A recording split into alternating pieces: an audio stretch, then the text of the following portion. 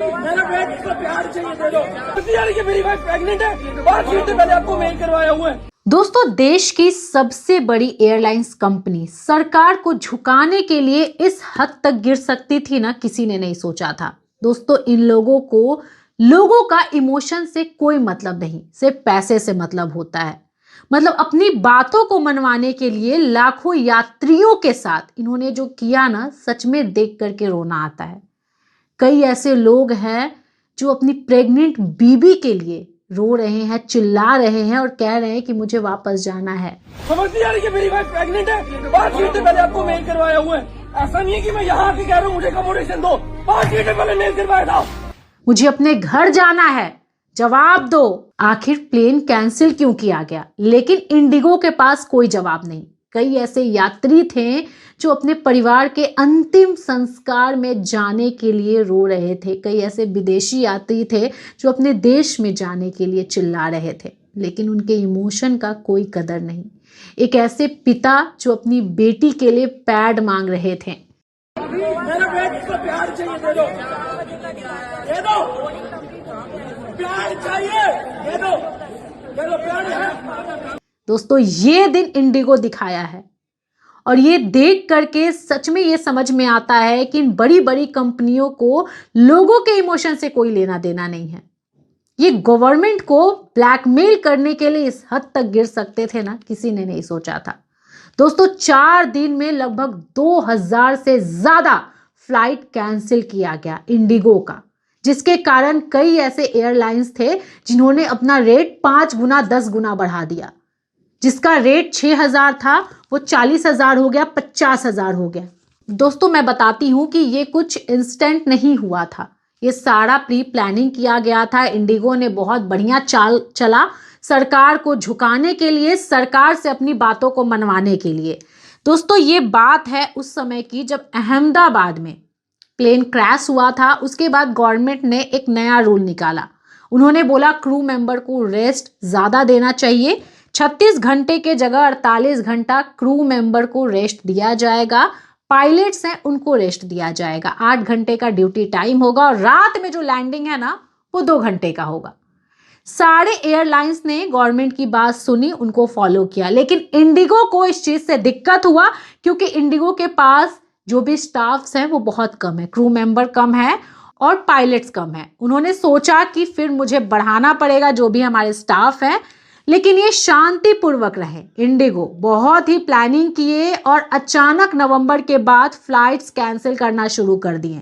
जिन्होंने टिकट किया था अपने लोकेशन पर जाने का, उनके मोबाइल में मैसेज आया और ये बताया गया कि आपका टिकट कैंसिल कर दिया गया है, अब आपका फ्लाइट नहीं उड़ सकता है। लोगों को समझ में नहीं आया। लोग जब एयरपोर्ट पे पहुंचे, हंगामा होना शुरू हो गया।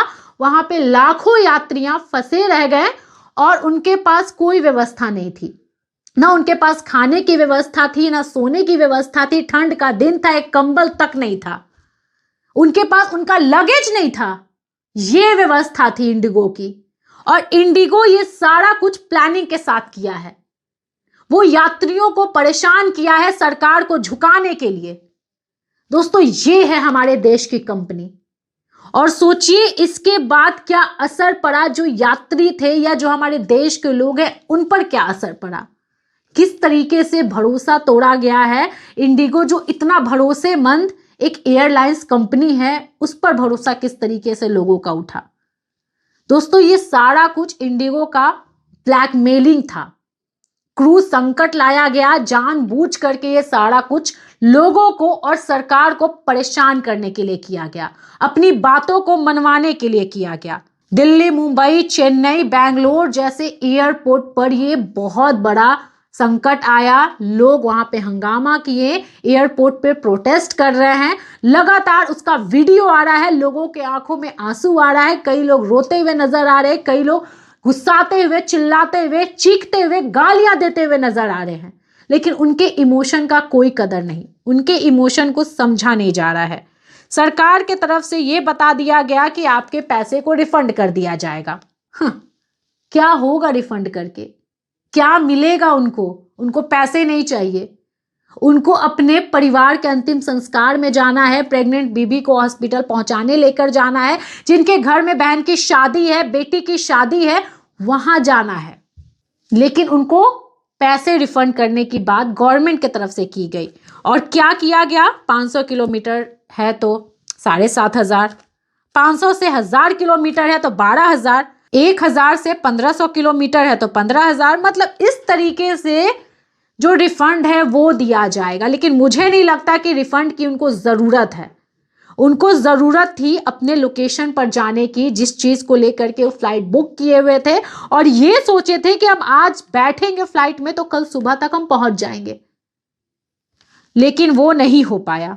दोस्तों, बहुत ऐसे वीडियो को आपने भी देखा होगा जो इंडिगो में लगातार 3 दिन से ये आपदा आई हुई है और इसका दोषी सिर्फ इंडिगो है, सिर्फ इंडिगो है। और इसका रीजन इंडिगो है।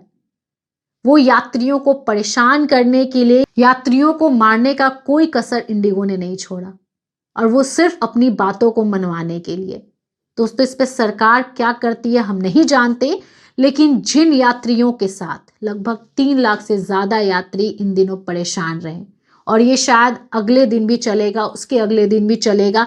एक दिन में 100 फ्लाइट, 200 फ्लाइट कैंसिल कर दिया गया। लगभग 2000 3-4 दिन में फ्लाइट को कैंसिल किया गया। सोचिए, अगर ये सरकार की बात है और इंडिगो की बात है तो बीच में यात्री पिसे, उनको कौन समझेगा? दोस्तों, सरकार इस पर क्या एक्शन लेगी हम नहीं जानते, लेकिन बस बहुत दर्द है, बहुत दुख है उन लोगों को देख करके जो अपनी बेटी के लिए पैड मांग रहे थे, जो अपनी प्रेग्नेंट बीबी के लिए रिक्वेस्ट कर रहे थे कि इसको अस्पताल लेके जाना है। आपकी क्या राय कमेंट कीजिएगा और इस चीज़ को आप कैसे देखते हैं? अपनी राय कमेंट बॉक्स में लिखिएगा, वीडियो शेयर कीजिएगा। नमस्कार।